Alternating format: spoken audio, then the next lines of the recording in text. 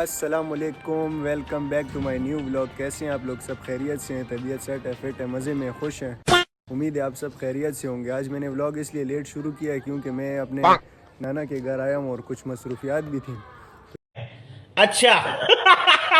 तो इस वजह से व्लॉग आज थोड़ा लेट शुरू किया है। तो गाइस, मेरे मामू की बेटी बीमार थी, उसका पूछने के लिए हम आए हैं और अभी इसका हाल पूछते हैं कि पहले से बेहतर हुई है या नहीं। आयज़ा, तबीयत अब कैसी है आपकी?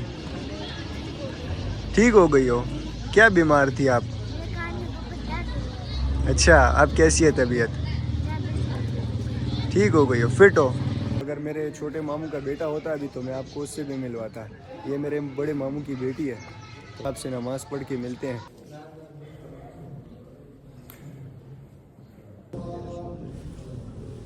अभी हम नमाज़ पढ़ के आ गए हैं और ये छोटी आयज़ा क्या है, इसने भी मेरे साथ नमाज़ पढ़ी है और इसकी एज जो है तो ये आपको ख़ुद बताएगी। आयज़ा, तुम्हारी क्या एज है? 7। तो गैज़, आप लोगों ने नमाज़ पढ़ी है नहीं? जिसने पढ़ी है वो कमेंट में यस लिखे। नमाज़ तो सबसे ज़रूरी चीज़ है गैज़। सारे काम हम कर लेते हैं लेकिन जब नमाज़ का टाइम आता है तो हम नमाज़ छोड़ देते हैं और सारे कामों को पहले कर देते हैं। हमें चाहिए कि सबसे पहले नमाज़ पढ़ें और फिर बाद में और काम करें। बात तो सही है।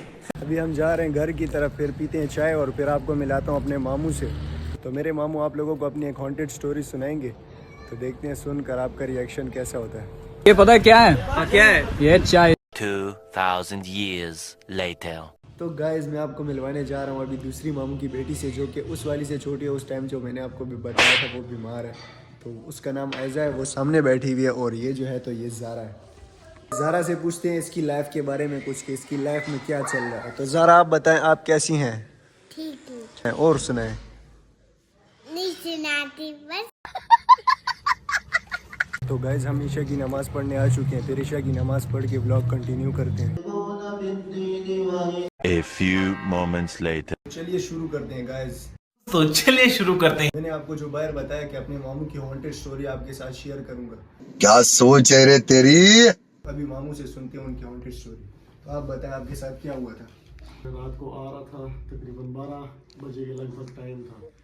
चलो भाई। कब्रिस्तान के साथ एक रोड जाता है, हसनगढ़ी का इलाका है, तो वहाँ पर मैं बाइक पे आ रहा था। रात के 12 बजे से ऊपर का टाइम था।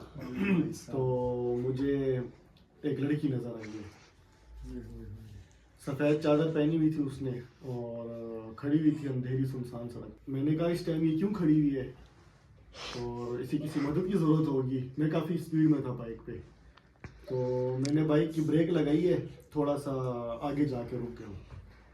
तो फिर मैं वापस मुड़ा हूँ। मैंने कहा शायद किसी मदद की ज़रूरत हो, इसको कब्रिस्तान का इलाका है, सुनसान इलाका है, कोई बंदा भी नहीं है। टाइम क्या था? 12:30 पौने 1 बजे का टाइम। रात के आधी रात थी। भाई साहब, और खामोशी थी मुकम्मल। मैं बिल्कुल अकेला था, खामोशी थी मुकम्मल। रोड पे कोई भी नहीं था, बाइक पे थे? बाइक पे था। और ये किस जगह में लोकेशन? हसनगढ़ी के पास कब्रिस्तान है। ओए होए तो होए। बिल्कुल मतलब सुनसान रोड है, वहाँ कोई भी नहीं होता। 10 बजे के बाद खामोशी होती है। नहर वाला इलाका तो नहीं था? वही इलाका है। अरे भाई साहब, वो और तो बहुत सुनसान बहुत इलाका है। सुनसान। 10 बजे के बाद वहाँ कोई नहीं होता, मगर उस टाइम पौने 1 बजे का टाइम था रात ओए के। होए होए होए। तो मैं मुड़ा हूँ वापस कि उससे पूछूं कोई हेल्प की ज़रूरत है, इस टाइम यहाँ अकेली क्यों खड़ी हुई हो। तो मैंने बाइक वापस मोड़ा है, तो लड़की भागी है। वहाँ पर एक ब्रिज आता है, नहर के ऊपर एक ब्रिज आता है। तो वो उसने सफ़ेद चादर ओढ़ी हुई थी अपने ऊपर। मैं भी ब्रिज की तरफ मुड़ा हूँ, तो जो ही मैं उसके पीछे गई हूँ, वो मेरे चंद कदम आगे गई है और गायब हो गई।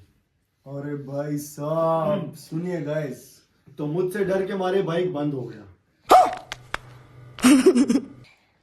अब मुझसे बाइक वापस भी नहीं मोड़ा और मेरे जिस्म में बिल्कुल मतलब सकत नहीं रही कि मैं मोड़ के भाग सकूं। मैंने बाइक बमुश्किल वापस मोड़ा, स्टार्ट नहीं हो रहा था। स्टार्ट बड़ी मुश्किल से किया और वहां से मैं निकला। तो न जाने वो क्या चीज़ थी। तो आपके दिल की कैफियत क्या थी उस टाइम? मैं सर्दियों के दिन थे और मैं लिटरली मुझे पसीना आ गया था। भाइयों, आप लोगों को ऐसा लग रहा होगा कि हमने स्क्रिप्टेड वीडियो बनाई है, लेकिन ये सच्चा वाकया है और ऐसा मेरे साथ भी हुआ जब मैं किसी और दोस्त के साथ था। और उस टाइम इंसान के मतलब वजूद के वो जो बाल होते हैं ना, वो सारे खड़े हो जाते हैं और इंसान को समझ नहीं आती कि अब हमें क्या करना चाहिए और भागना किधर चाहिए। तो उस टाइम हमें भी नज़र आई थी। तो मतलब पहले मैं जब किसी से स्टोरी सुनता था, मैं समझता था वो मतलब बना के कह रहा है, लेकिन जब मेरे साथ हुआ है तो फिर मैं समझाऊँ कि ये रियल में होते हैं, रात के टाइम जिन्नात होते हैं। तो इसलिए आप लोगों को बहुत एहतियात करनी चाहिए। मेरे मामू की स्टोरी तो आपने सुन ली है, अब मैं आपको सुनाऊंगा अपने दूसरे दोस्त के साथ जब मैं था तो उसने और मैंने क्या देखा। 2 लड़कियां देखी थी हमने, लेकिन वो डिटेल से स्टोरी मैं आपको सुनाऊंगा। स्टोरी के लिए आप कमेंट करें स्टोरी पर हम वीडियो बनाए या नहीं, मतलब पार्ट 2 लेकर आए या नहीं। तो मिलते हैं आपसे नेक्स्ट व्लॉग में, तब तक के लिए अल्लाह हाफिज।